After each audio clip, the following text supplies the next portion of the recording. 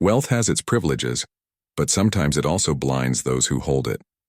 In a mansion filled with crystal chandeliers and marble floors, a decision was about to be made that would shock everyone watching. A millionaire father, known for his strict ways and cold authority, decided his young daughter needed a new mother.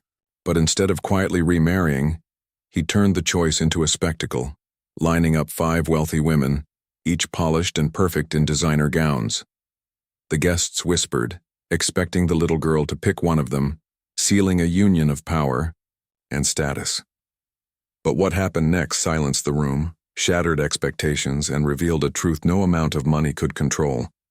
The daughter didn't choose wealth, she chose love, and she pointed to the black housekeeper. The Harrington estate stood like a monument to wealth, its gates stretching high into the sky, iron bars polished to a gleam. Beyond them, manicured gardens rolled out like carpets of emerald, and the massive house rose above the land with the quiet arrogance of old money. Inside, however, was a very different story, a story that money couldn't keep tidy no matter how much was swept under the marble floors. Richard Harrington, the millionaire at the heart of it all, was a man who valued appearances above everything else. To his business partners, he was a visionary, a man who built empires out of numbers. To his staff, he was strict but predictable, cold, demanding, but not unkind. Yet to his daughter, little Emily, he was simply a father, and a very lonely one. Emily's mother had passed away years earlier, leaving behind a void that wealth and luxury could not fill.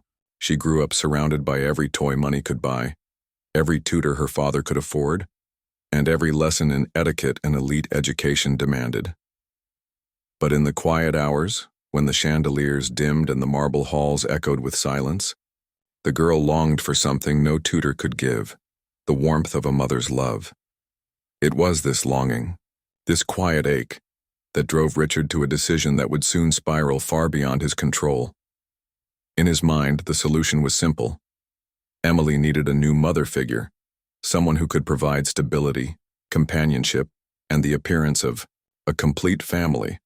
And so, with the precision of a man used to making deals, he arranged something unusual, almost theatrical. 5 wealthy, well-groomed women would be invited to the estate, each vying for the role. They weren't told outright it was a competition, but the air of judgment hung heavy from the moment they stepped inside. The grand hall would be their stage, and the one person everyone overlooked, the quiet black housekeeper who tidied the edges of the scene, was about to become the center of it. The day of the gathering arrived with all the spectacle one would expect from the Harrington estate. The drive leading to the mansion was lined with sleek black cars, their polished surfaces reflecting the sharp afternoon sun. Out stepped women draped in silk gowns and designer heels, each carrying the subtle air of competition even before the event officially began. To them, it was not only about being chosen as Richard Harrington's new wife. It was about ascending into the wealth, the power, and the name that came with him.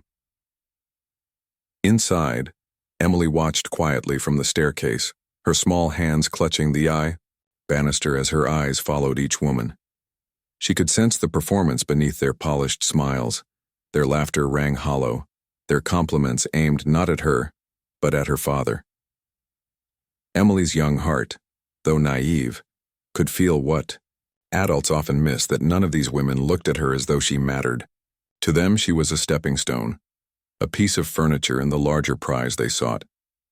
The women assembled in the dining room, where Richard had prepared an elegant luncheon, complete with sparkling crystal glasses and dishes that gleamed under the chandelier's golden light. Polite conversation filled the air, but tension threaded between the words.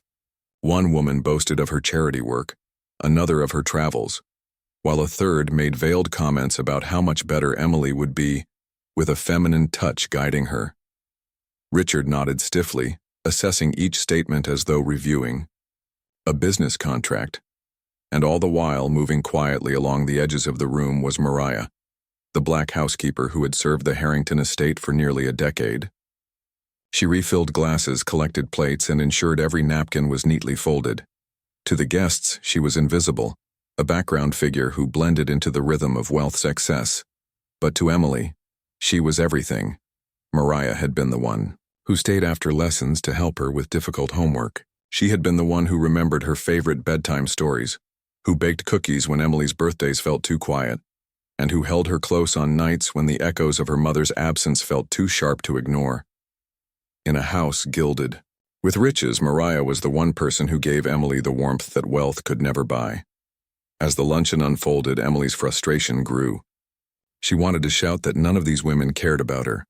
She wanted to tell her father that they saw him as a wallet, not a husband. But her voice was small, easily swallowed by the chatter of ambition. The moment came unexpectedly. Richard, with his usual stoic expression, finally turned to Emily and asked a question no one had prepared for. "Who do you think could be your new mother?" The table fell silent. The women straightened, fixing their smiles, certain this was their chance to shine. All eyes turned to Emily, waiting for the little girl's answer. She hesitated, her gaze drifting over the polished faces at the table, the forced grins, the hungry eyes. And then, with the innocent clarity only a child could possess, Emily turned, her head toward Mariah, who was quietly collecting empty glasses at the far end of the room. The words that followed shifted the entire energy of the room. They weren't loud, but they were sharp enough to cut through the silence. "I already have a mother, it's Mariah." The room froze, every polished smile faltered, every hand stilled. Richard's fork paused halfway to his plate, his carefully constructed plan unraveling before his eyes. The guests exchanged glances, some masking their disdain poorly. To them, the idea that a black housekeeper, a servant, could be named above them was unthinkable. Mariah, meanwhile, stood in stunned silence. She hadn't expected this, hadn't dared to imagine that Emily would say something so bold. Her heart raced, caught between pride and fear, knowing what kind of storm those words could unleash in a world that rarely treated women like her with dignity, let alone equality. And yet, in that fragile hanging moment, a child's truth had shattered the room's illusion. The silence after Emily's words was deafening, thick with disbelief and tension. A child had spoken, but the weight of her truth struck the room harder than any accusation could. Every head turned, not toward her, but toward Mariah, as if to confirm that they had all heard correctly. One of the women, a tall blonde wrapped in diamonds, gave a sharp, brittle laugh. "Surely, darling, you're just confused," she said, her voice dripping with condescension. Others quickly joined in, trying to smooth the jagged edges of the moment, each word carrying the same underlying panic. Protect the illusion. Protect the hierarchy. But Emily didn't flinch. Her small hand reached out, pointing toward Mariah. "She's the one who's always been here. She's the one who loves me." The room erupted in murmurs, some shocked, some appalled, and others angry. The candidates, each one dressed in wealth, bristled at the suggestion that they could be overlooked for a servant. Their eyes narrowed, masks of charm slipping into sneers of disdain. For them, this wasn't just about marriage. It was about being humiliated, about being told they weren't chosen because of someone society deemed lesser. Richard's face hardened. His daughter's words had struck deeper than anyone's. For years he had lived by contracts and deals, calculating every step.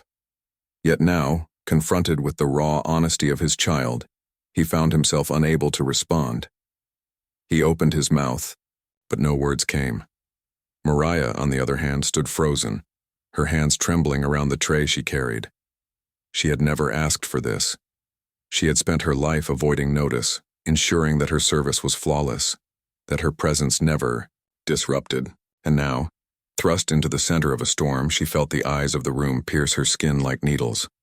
One of the women hissed under her breath, loud enough for the table to hear. "Unbelievable. This is what happens when you let the help get too comfortable." Another chimed in. "She's manipulating the child." The ugliness spilled faster now. Accusations, insults, whispers sharpened into daggers. The polite veil of civility shattered, revealing what had always lingered beneath. Prejudice, entitlement, and resentment toward a black woman who had dared to be loved beyond the confines of her role. Emily clung tighter to her father's sleeve, tears brimming in her eyes. "Please, Daddy," she whispered, her voice trembling but fierce. "Don't let them take her away from me." And in that moment, Richard realized the decision he had to make would not just redefine his household. It would expose the values of everyone sitting at that table. The room had descended into chaos, voices overlapping in anger until Richard raised a single hand.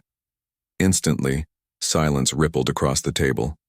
His eyes moved from the furious faces of the wealthy candidates to the small, tear-stained face of his daughter clinging desperately to him, and then, finally, to Mariah, who stood trembling yet unbroken. For the first time in years, Richard's voice carried no calculation, no diplomacy, only truth. "All of you came here believing this was about wealth, about status, about how you could fit into the life I've built. But my daughter has shown me something I was too blind to see. This is not about money. This is about love." Gasps filled the air, but he didn't pause. "Emily's choice is clear, and I will honor it. Not because it was easy for her to say, but because it was brave." His gaze shifted directly to Mariah. "You've raised her when I was too consumed with work. You've given her comfort when she cried, and stability when her world felt uncertain. You gave her what none of you could offer. Your heart." Mariah's lips parted in shock, a whisper of protest forming, but he silenced it with a look. "I may have provided her a house, but you gave her a home, and that makes you the only one worthy of being by her side." The women around the table bristled, their faces hardening with fury. One slammed her napkin onto the table and stormed out, heels echoing like gunshots. Another muttered a venomous remark about throwing everything away on a servant. Yet beneath their anger lay something more fragile: fear. Fear of losing their grip on a system that had always kept them elevated, always ensured their power remained unquestioned. Richard didn't chase them. He let them leave. He had no interest in appeasing those who could not see beyond their own prejudice. Emily leapt into Mariah's arms, her little voice breaking the tension with the simplicity only a child could carry. "Now you'll stay with us forever, won't you?" Mariah's tears fell freely as she held the girl close, her voice breaking. "If your father truly means it, then yes, forever." And in that moment, the mansion, once filled with the hollow echoes of wealth, felt alive again. Not because of the chandeliers or the marble floors or the glittering dresses now fleeing into the night, but because truth had been spoken, love had been chosen, and a family had been formed not through contracts or appearances, but through courage. As the night ended, Richard knew the world would not understand his decision. Gossip would spread, newspapers might whisper, and business associates might sneer, but none of it mattered, because when history asks what he valued most, money, power, or love, his answer would be clear. And for those watching, the story leaves a question burning in the air.